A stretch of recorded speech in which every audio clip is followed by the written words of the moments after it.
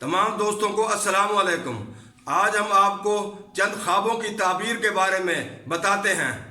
اگر کسی نے خواب میں انڈوں کو دیکھا تو قرآن شریف کے حوالے سے انڈوں کی تعبیر عورتیں ہیں، کیونکہ اللہ کریم کا فرمان ہے کَأَنَّهُنَّ بَيْضٌ مَّكْنُونٌ، حوریں چھپے ہوئے انڈوں جیسی ہیں۔ اگر کسی نے خواب میں پتھر دیکھا، اس طرح پتھر کی تعبیر سخت دلی ہے، کیونکہ ارشاد باری تعالیٰ ہے ثُمَّ قَسَتْ قُلُوبُكُم مِّن بَعْدِ ذَلِكَ فَهِيَ كَالْحِجَارَةِ أَوْ أَشَدُّ قَسْوَةً، تمہارے دل پتھر کی طرح بلکہ اس سے بھی زیادہ سخت ہو گئے۔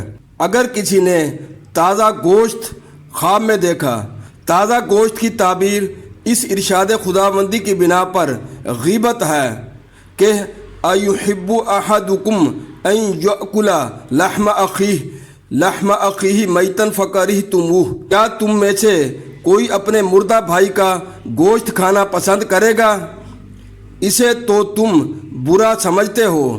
اگر کسی نے چابیوں کو خواب میں دیکھا، خداوند عالم نے فرمایا وَآتَيْنَاهُ مِنَ الْكُنُوزِ مَا إِنَّ مَفَاتِحَهُ لَتَنُوءُ